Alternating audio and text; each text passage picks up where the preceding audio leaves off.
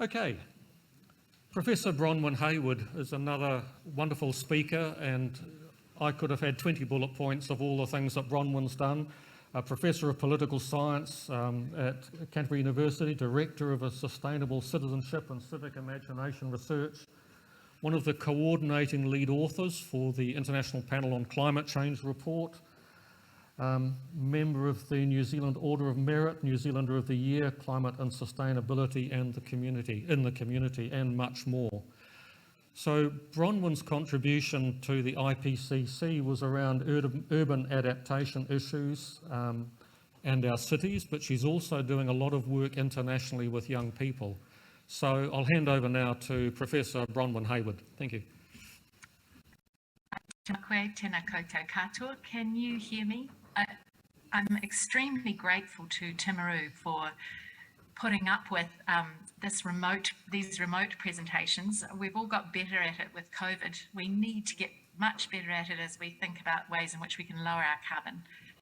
I'm absolutely terrified, I must say, to try and share a screen with some slides, but I'll have a go and see if it works. Are you all able to see this? Now, my next question is, am I able to show the big...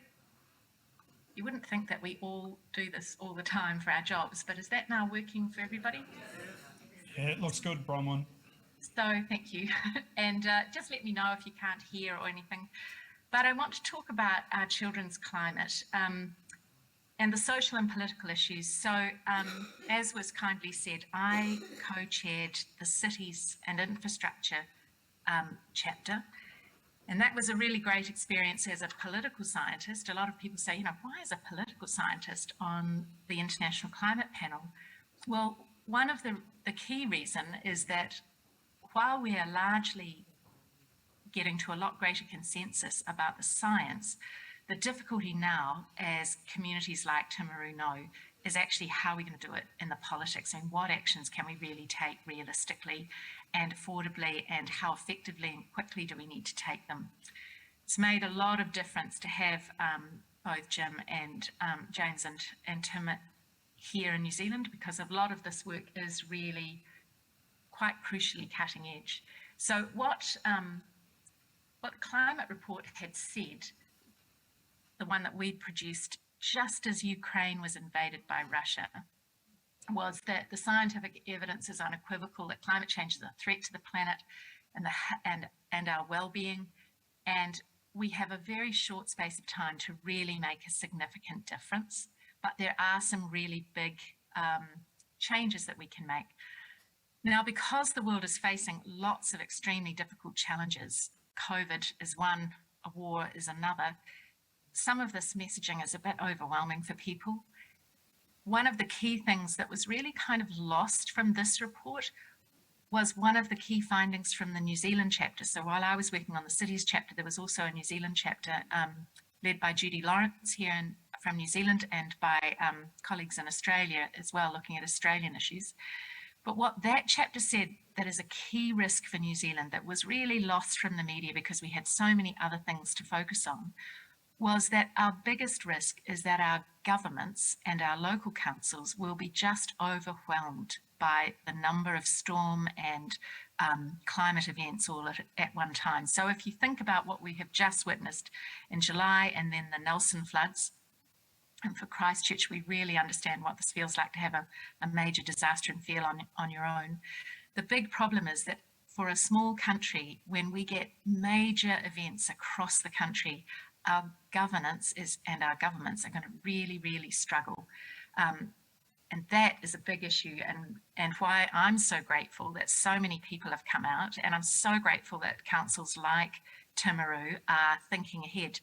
And I feel terrible because I only just gave this talk about a few days before poor Nelson got hit by the last flood, so I'm really just haven't seen any weather predictions or anything, but the figure that James would have shown is just a reminder. Everybody's used to this hockey stick graph now, but it is quite dramatic to think that the world has warmed at least 1.1, if not 1.2 degrees now over what the average temperatures were back in the 1880s, 1850s, when we started using a lot of fossil fuels to power the Industrial Revolution that's given us all this marvelous technology, our ability to travel, our abilities to build buildings and to do all sorts of amazing things. But the trouble is that our release of fossil fuels in particular is driving this really significant change in our climate. And in a way, if they could go back to renaming what's happening, calling it global warming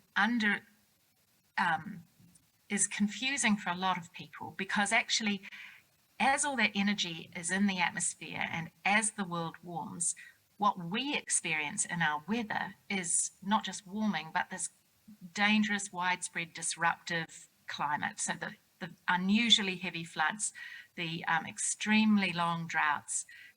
Now, this was quite hard to show as evidence until we've really started to get science of attribution working fast, so that we're able to say, look, the underlying changing of the world's temperatures has contributed this much to make this particular storm or this particular drought that much hotter, that much heavier. But also, I think the thing that's changed within the last 5 years is that people can see climate change now. They can see the kinds of really unusual weather that we haven't experienced in our lifetimes happening. But for me, as a political scientist, sitting on these panels and listening to the science, every now and then, some things just really hit me as a shock. And one of them that came out earlier this year in the mitigation and adaptation reports was from my ecology colleagues, was that approximately half of all the world's species that they've assessed have actually shifted their ranges to higher latitudes. And that includes plants and things you can't really imagine actually physically shifting. And that in the 976 species that we've been following and tracking, there's been local extinction, not population extinction, but local extinction in 47% of them.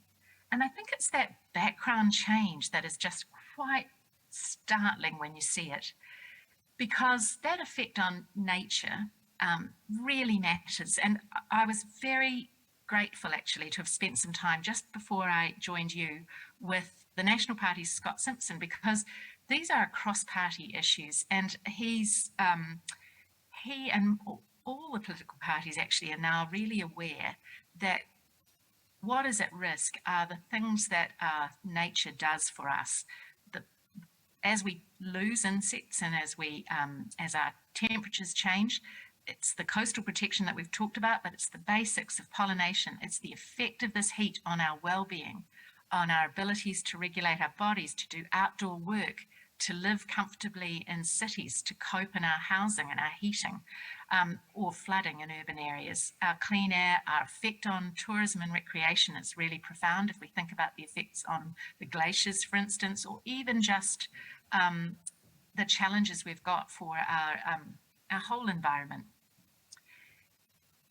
Now, one of the issues that did make global news, and I think was a bit of a shock for people, is that already there are between 3 billion and 3.6 billion people who are living in what we call hotspots, places that are really highly vulnerable to climate change. And yes, that is in Africa, in particular in Asia, but also within cities. Within some areas, we've got communities that are high, and within countries more highly exposed than others to what Tim was mentioning. It's not just the immediate risks, but it's the cascading and compounding risks. So Tim's work has been really important for showing, for example, how earthquakes are compounding the problems of sea level rise, but a very large snow dump and a very cold winter can also affect your power outages, and it compounds ongoing issues for urban areas. I'm just going to shift this along. Whoops, excuse me. And that's particularly magnified in cities where more than half the world's population are currently living. So cities are responsible for about 70% of the world's emissions, and that's because all of our industry and activities are concentrated there, all of our transport, our buildings. But people are also living in cities. They like living in cities. I mean, but you are very exposed to high levels of risk. Particularly, I'm interested in the way in which children and young people are exposed in cities, because they are communities that are really badly impacted. They have a difficult time regulating their temperatures. They're often living, because at the time that you've got young children, you're often in a lower income situation anyway. For a whole variety of reasons, your housing may not be great. Children are more exposed to the kinds of range of new diseases that we're seeing coming in. But in a community like Timaru, when I was just looking at the profile for Timaru, another really significant vulnerable population for Timaru are older women living on their own. And we'll talk about why this is a problem in a second, but it's not all bad news. Communities are beginning to adapt, and around the world, we're seeing countries like our own has just passed an adaptation plan. So people are starting to put in plans for how they're going to adapt to climate, and cities are starting to develop their plans. But very few communities are actually putting these into practice now, and that is a really significant problem. And the other problem is that where we are putting in, as Tim showed, that's the slide of the great big seawall versus a community that can't cope, there are very big gaps now between places where adaptation is being taken and places where it's not. And those are big gaps in cities as well. They're gaps between the highest and the lowest income communities. And you only need to consider things like, in most cities around the world, and Christchurch is no exception, high income areas have lots of trees. And trees are great not only for helping in a way in absorbing carbon, but they're particularly good in cooling urban areas, and big established trees tend to be in our wealthiest communities. And where our children live, where I am at the university tonight, just over in Hornby, where most of Christchurch's children are, we have a very, very small proportion of tree coverage, and any cooling effects are very limited there. There are other, as I said, health and well-being issues that are arising around the world.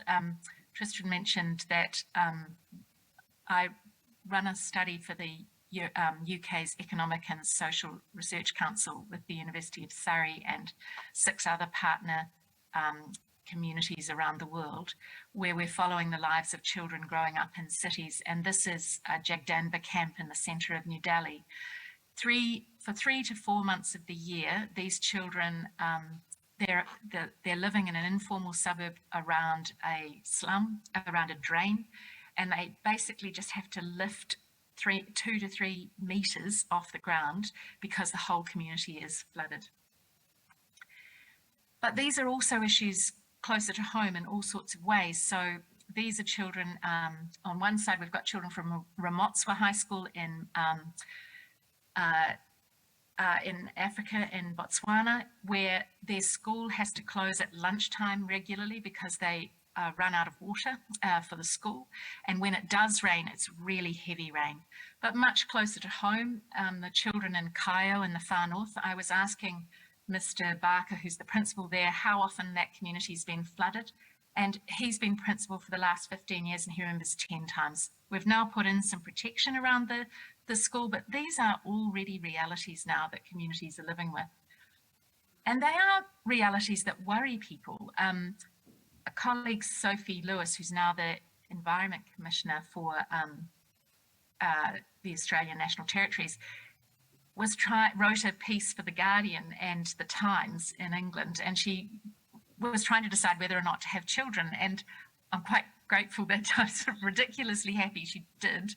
She had 2, but she was just thinking about the reality of what their lives are going to be like, thinking about the temperatures that were relatively stable when the Queen came to the throne. When she was born, we started to see this instability. If every government does what it's pledged to do, if it actually is transparent and accountable and is able to achieve those emissions, we might be able to hold the world's temperatures to just under 2 degrees or just over, but that is a huge amount of energy more in a child's lifetime than we've seen already. And so we have new words to talk about this, like solastalgia, which is that kind of grief you feel when you look back at places that you've loved that have changed. This is St Clair Beach, and this is a little me with my grandfather. St Clair Beach is a complex situation of seawalls and sea drift that's eroding and scouring the beach. But for me, it is sad that I won't ever see again, and my grandchildren won't see, the kind of broad expanse of beaches that I grew up with as a child. But for young children, and I think you're hearing about it tonight, and teenagers and especially, there's also the climate anxiety of worrying about the changes that they will see in their lifetime. But what we do know from a big study that's just been produced in The Lancet is the single thing that makes the biggest difference to children's well-being when they're worried about climate is actually seeing adults make a difference.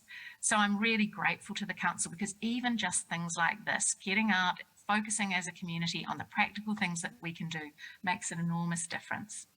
And there are very basic actions we can do. And just in the last 2 minutes, I just want to focus on, we're not supposed to use prescriptive language in the IPCC. We've got to be politically neutral. So this is very strong language that 200 governments signed off. They said the best way to make decisions is in a just way, so that you have just, transparent processes where you distribute the benefits and the burdens equally across your community. You recognize the range of voices and diversity in your community, and you have, in the best case practice, inclusive ways of making decisions that involve your whole community. And New Zealand contributed significantly to saying that includes using local farm knowledge, using Indigenous knowledge, using local community and Indigenous knowledge to help that decision making. And that combination of reducing our climate risk and tackling both our adaptation and lowering emissions together, we've called kind of climate resilient development. So don't just do one or the other. Try and do activities that do both where you can. And that has really big benefits for all sorts of things. We know that it has great bonuses, but what we are not sure about is how much we can do after we warm over 2 degrees. So it is essential that we keep reducing emissions. And on that, in conclusion, the key things that face cities are, we have about 3 really basic tools we can use. Most people think about heavy infrastructure, building seawalls. And we know that building seawalls and putting in early warning systems like sirens is what most cities around the world have done. But that tends to create a problem in that people tend to flock then to high risk areas, but they think, oh, I'll be fine because there's a seawall there. So also working with nature, using your green and blue planning spaces is great, but also thinking about what we call our social infrastructure, our social safety nets that we've seen as so important in COVID, ways of income support, ways of protecting communities' health. These things are crucial as well when we have these big disruptive events. And finally, for a council, what would system change look like? Well, I'm going to end a little controversially. Only 7% of New Zealanders think this is a good idea, but actually making it 16, there's a petition out at the moment to get 10,000 people. We're about to have a government review of aspects of our electoral laws. Wales and Scotland have reduced the voting age to 16. For local councils, the sky has not fallen in. Decision making is better. We've led in New Zealand. Kate Shepherd, Mary Maitau Mangakahia argued for women to stand for Parliament long before other women were calling for that. And then Ashley Campbell, who's won Young Dairy Farmer, Fonterra Dairy Farmer of the Year back in 2020, demonstrates what we can do, the action and the leadership we can take into the future. So thank you so much. I'm sorry that I talked too long, and I'm very grateful to be invited.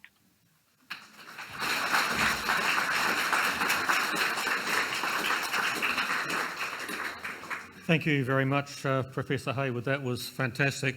If you want to hear more from Professor Hayward, she did a wonderful talk to the Cawthron Institute a month or so back. So if you go to the Cawthron Institute, you can log in and find her more detailed report.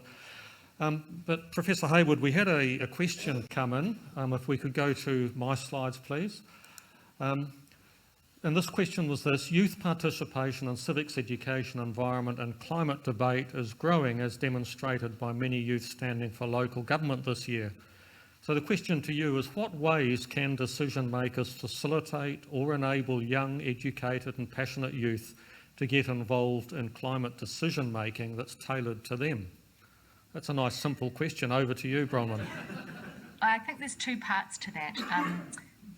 One is they're already demanding change, and I think let's lower the vote. Honestly, I know all the debates about children aren't well, mentally and emotionally developed, and look at the RAM rates and what will happen.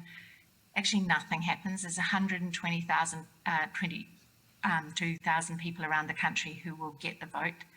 Perhaps another 300 in Timaru as an area would be enfranchised. But it would mean that you've got an immediate way in which your young voters are actually, and your young community is actually engaged in decision making. And when you think about how Canterbury youth have really stepped up after the earthquakes, after big storm events that we've just seen, they deserve it. It's their future. So that's a really basic thing that we should be getting behind. I think the other issue that's important is to think that yes, children are very affected, but when communities have very little money to spend and they're trying to make decisions about who do we protect and how, the best practice argument is protect your lowest income and most vulnerable first. You will always get the strongly resourced speaking out, but your young are precarious, but so too are your elderly living on their own in fixed incomes. So what we do for children, we are also doing for other communities that are very vulnerable. And I think it's not an either or in that sense. But giving young citizens a voice is a really powerful start. Thank you very much, Bronwyn.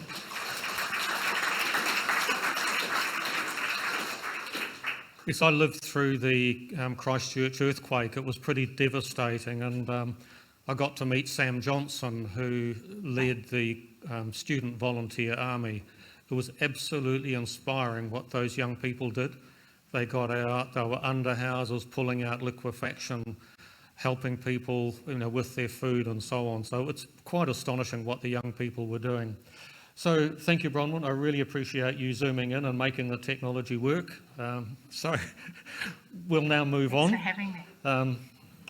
If I could have my slides, please. So we're going to move on to Peter Cochrane. Now, Peter is part of a team of people at Tonkin and Taylor and several other organisations who were asked by the Canterbury Mayoral Forum to do a risk assessment, a climate change risk assessment for Canterbury. So Peter's manager of water engineering at Tonkin and Taylor, senior environmental scientist focusing on sustainable water management, particularly urban stormwater and assessment of catchments. I mean, we know that our water in Timaru comes from a large catchment. We have to manage those catchments because the weather is going to affect them quite dramatically. So Peter, over to you. Canterbury Climate Change Risk Assessment. What's climate going to do to us down here? Thank you.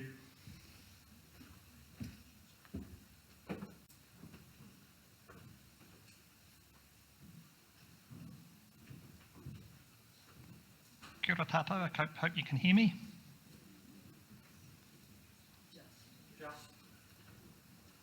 Yes. Lovely, thank you. And you can see my screen? Yes. Yep.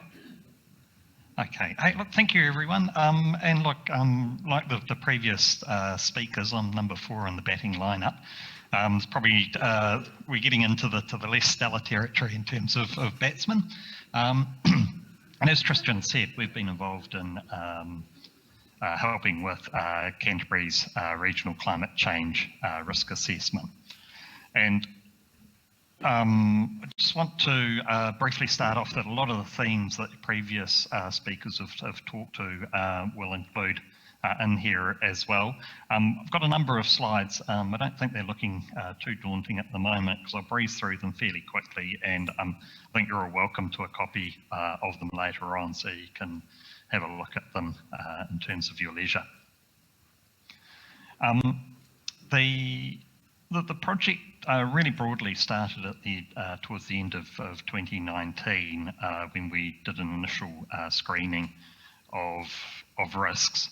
And that led through the establishment of a larger project team, including both people from within Tonkin and Taylor, but also outside of Tonkin and Taylor, including the Runanga engagement and the development of what we've called an integrated framework, which I'll talk to a wee bit later on. And that led to the culmination of the release of the Canterbury Climate Change Risk Assessment Report.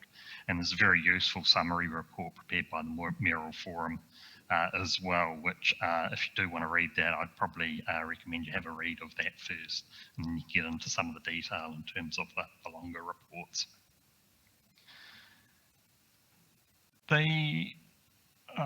Hopefully you've picked up the messages of the previous speakers that climate change isn't something that you put in a box. It isn't something that it just presents one hazard, it presents multiple hazards to us, and it really affects all of what we do, how we live, how we earn a dollar, our sense of community, and also affects I suppose our history and our heritage as well. So part of the work that we did, and part of the work that the Papatupu Runanga did, was look at trying to develop up an integrated framework where we could look at climate change through the lenses of 11 Napono, or 11 values, and you can see them on the screen there, ranging from biodiversity through to self-governance, rangatiratanga and kauangatanga. And that was a really useful framework for us to help enable a sort of broader discussion of the effects of climate change on those values. Look, very briefly, and it has been covered off before, the way that we approached this was that there was, we looked at 3 time frames in terms of current day, 2050, and the end of this century. We looked at 2 climate change scenarios, and you saw Tim before talking about various climate change scenarios. Some of the terminology has been updated slightly, but we looked at 2 there, probably a business as usual one and a high-end climate change scenario. Overall, we assessed 110 risks over 53 risk elements, and integrated or coordinated within those 11 values. So what is risk? Risk is really where something like a hazard, exposure and vulnerability overlap. So we've talked a lot about climate change hazards from the previous 3 speakers. So a hazard could be increased rainfall, could be sea level rise.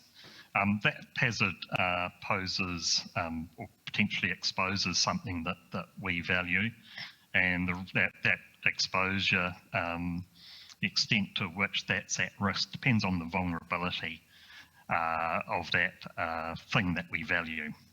So in essence, the vulnerability could be a community, it could be a natural resource, it could be a historical feature like a wāhi tapu or something like that. And the degree to which it's vulnerable includes its sensitivity to that hazard and its adaptive capacity. So you can see a wāhi tapu site, for instance, that's subjected to erosion, is both sensitive and it's got very little adaptive capacity. It can't move, and what is lost will be lost in perpetuity. So that describes vulnerability. The risks that we identified in the regional climate change risk assessment were rated by subject matter experts across those climate change scenarios that I talked about, and also the timeframes. And the rating provided an initial method of prioritisation, but that prioritisation will be different for differing individuals, organisations and groupings, and I'll come back to that later in terms of that's us.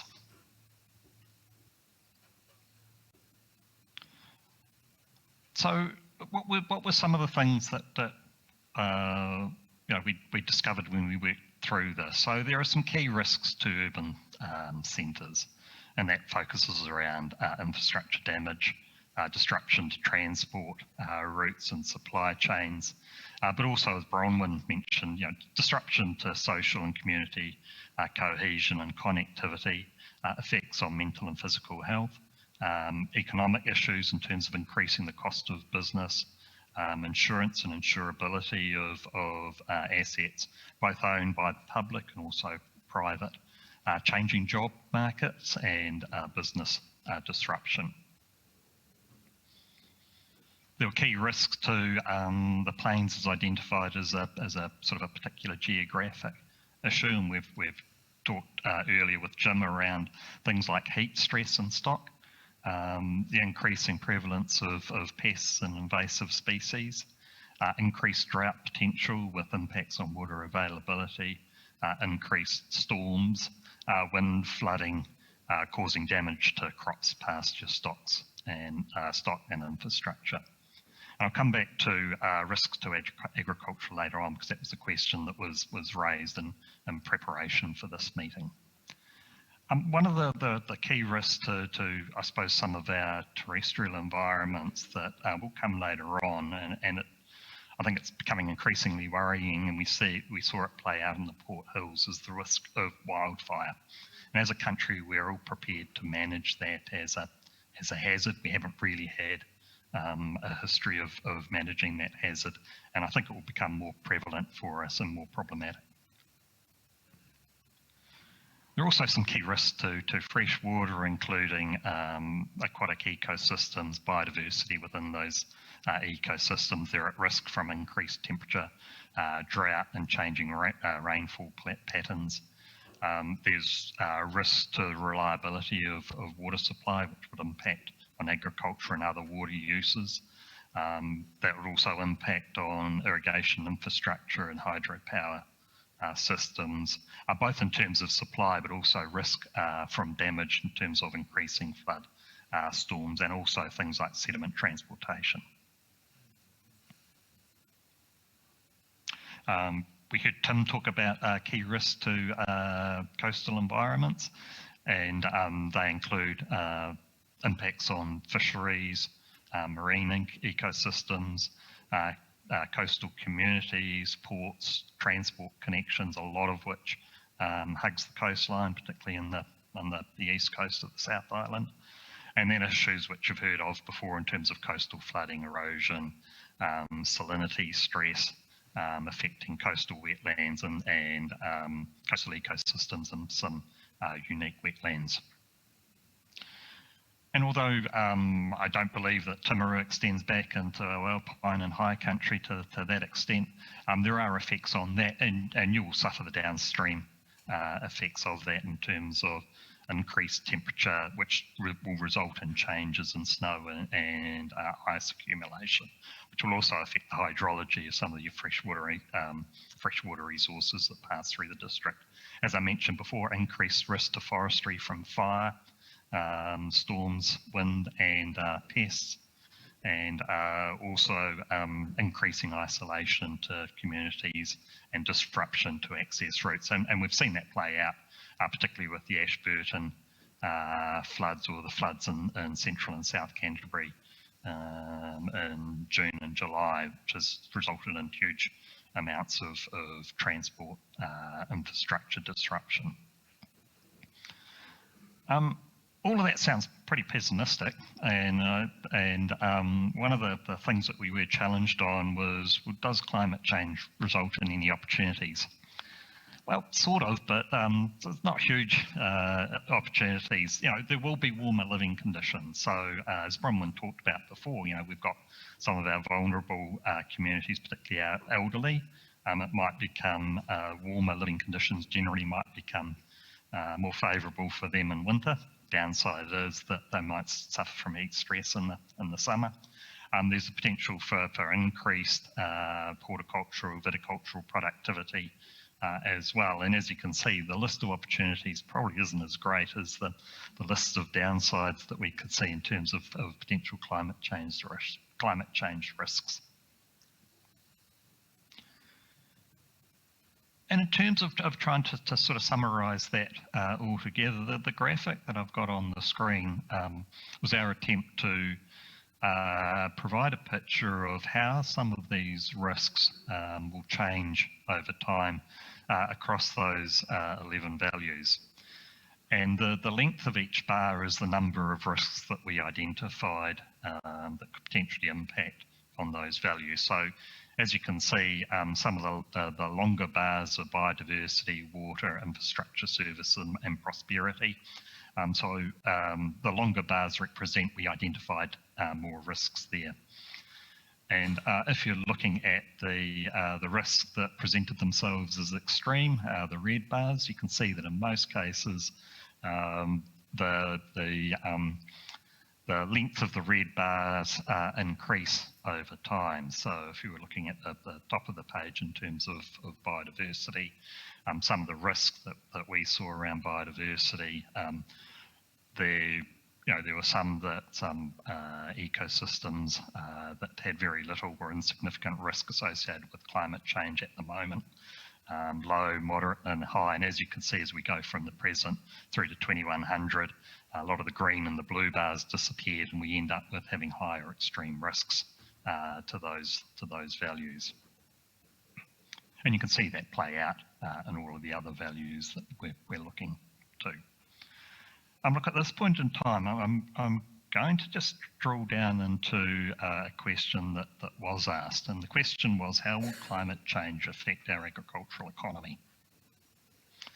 And the simple answer to this from our report is that the highest risks to agriculture generally is to livestock farming due to higher temperatures and droughts, crops due to higher temperatures, drought, storm and wind. The adaptive capacity of livestock to increased drought is low. But in terms of, there is some higher adaptive capacity associated with increased temperatures as farmers have the potential to change stock breeds or farm management.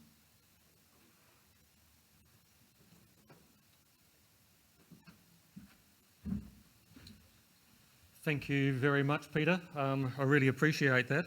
I think what we're hearing tonight is that climate change is just slightly complex, and no one of us can ever get our head around it. We might get our head around the physics of the atmosphere, but to understand the water and the social implications and the farming implications and so on is enormously challenging. And that's why we have to work together. So a lot of what we've heard from Peter and Bronwyn and others is relatively general statements about what's going to happen, what the risks are going to be. And the reason we need a climate change strategy for Timaru is we have to understand exactly what's going to happen here, exactly what's going to happen in the Pariora, exactly what's going to happen in Washdyke and the port and so on. So if I could just... So Peter's pretty much already answered that. Climate change is going to affect agriculture, animals can't move, heat stress and so on. So I'm going to move on to the next question where you can win a hamper. So in the last 12 months, how much did Timaru District spend buying carbon credits to offset the greenhouse gas emissions from its 32 landfills? How many knew that we had 32 landfills in the Timaru District? I thought there was Redruth and Redruth, but apparently there's more than that. And one of them up by the Rangitata is running the risk of being washed into the river. And so that's a pretty major expense on our council. They've got to wear that, i.e. our rates. So climate change is doing that. So the question, we've got an answer down here. How much was spent by the council? Sorry? 4 million? Nope.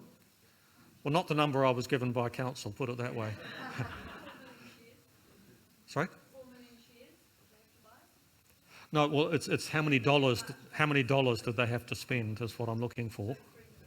$3 million there. Any up or down on 3 million in the audience?